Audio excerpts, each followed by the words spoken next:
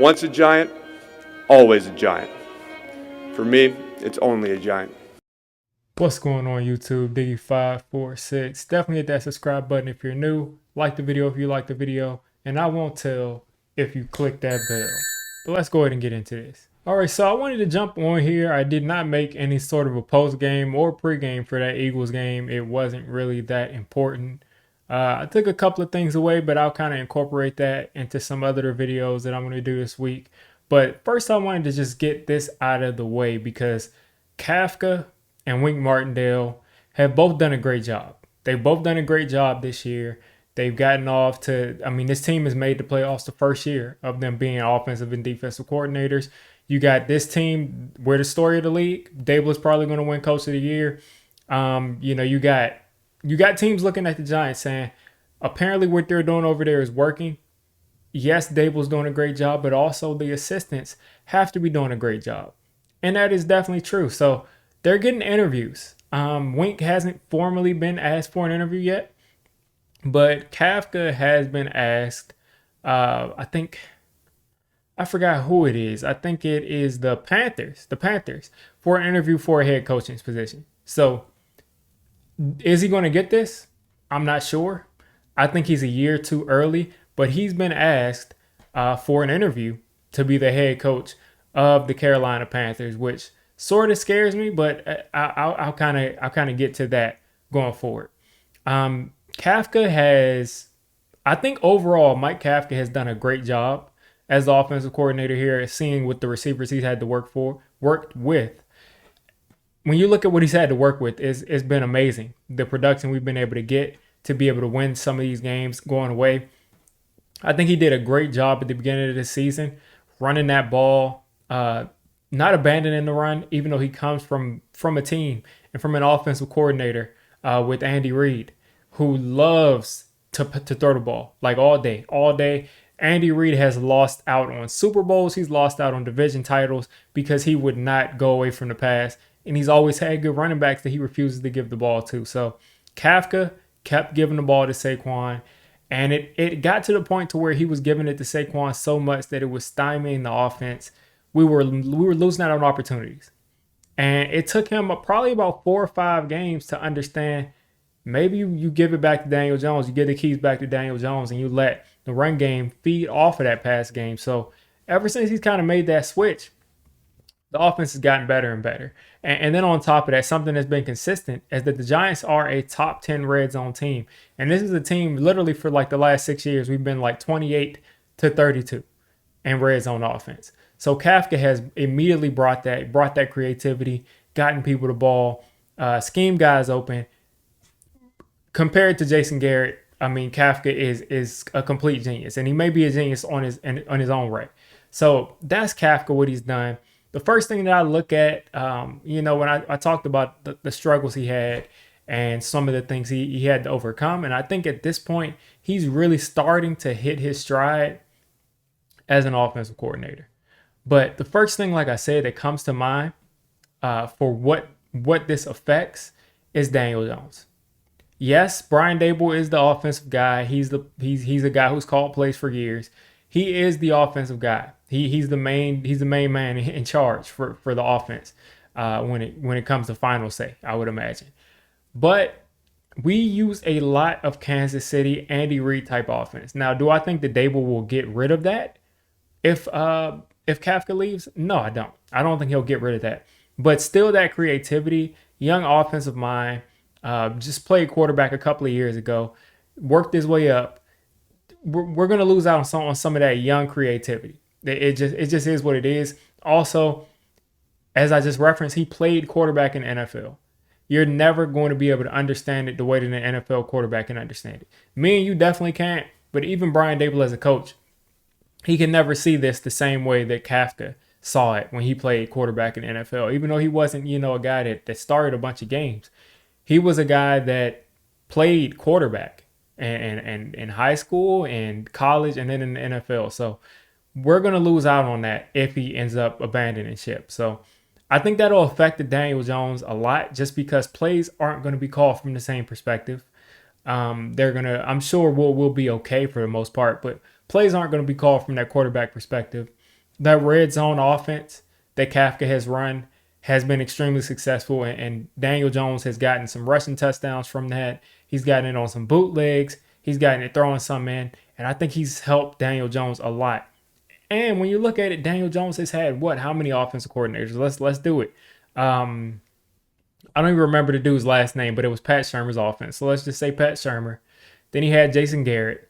Then he had Freddie Kitchens. Then he had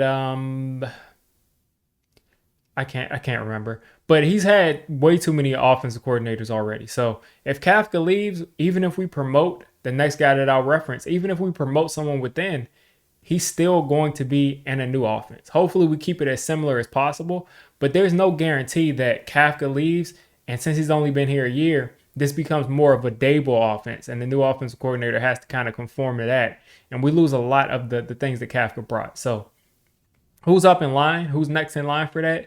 I would say that it's Shea Tierney. Who came over from Buffalo, who was working with Josh Allen. He's the quarterback coach for Daniel Jones right now, and I think that he would probably be the next guy up.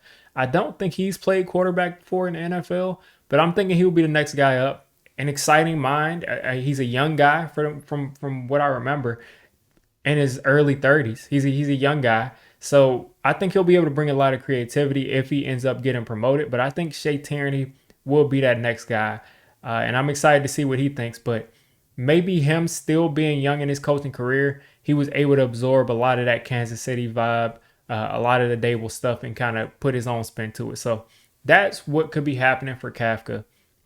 For Wink, now Wink makes me a lot more. He just makes me a lot more nervous here.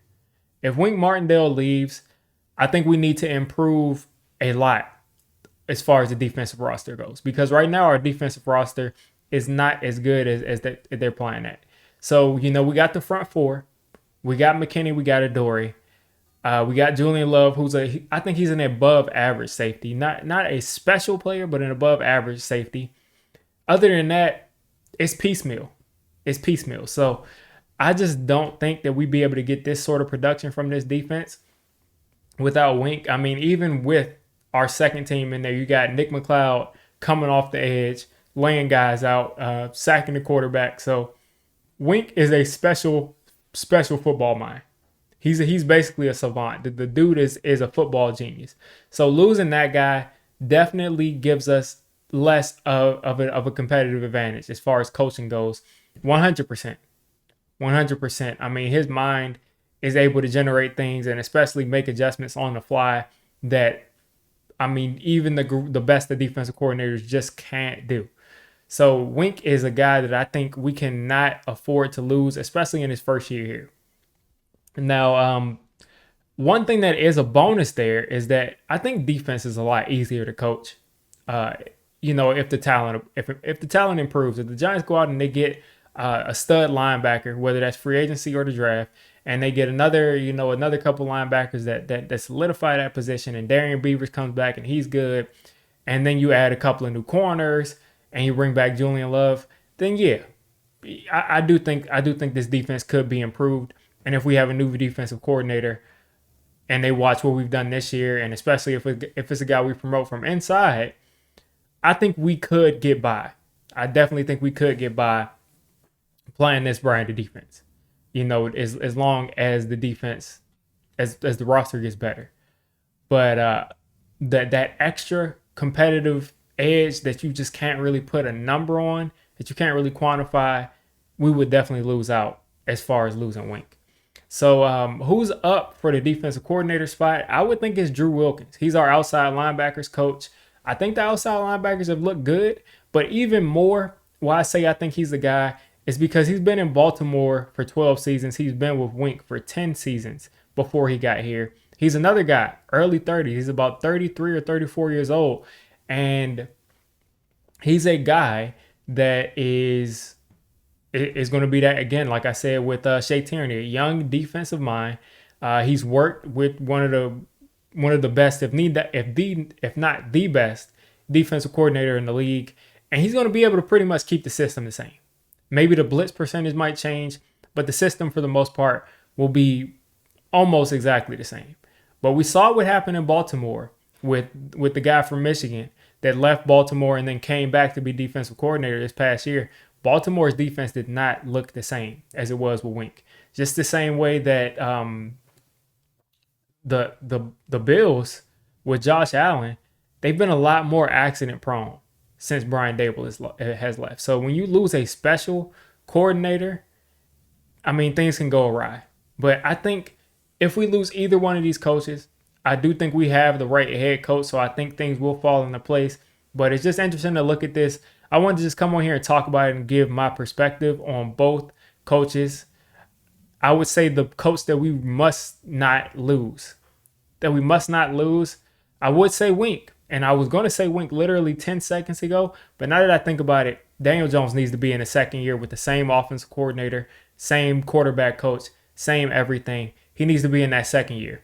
It's just got to happen. So I would say the guy we cannot afford to lose this quickly is Mike Kafka. You guys let me know which assistant coach you would rather keep, which assistant coach you think the Giants can't afford to lose. You made it this deep into the video. Come on, just hit the subscribe button. I make Giants content primarily, draft content secondarily, and during the season, I'm going to be doing a lot of reacting to pretty much most of the NFL games and everything NFL. So if you made it this deep, go ahead and join the D6 squad.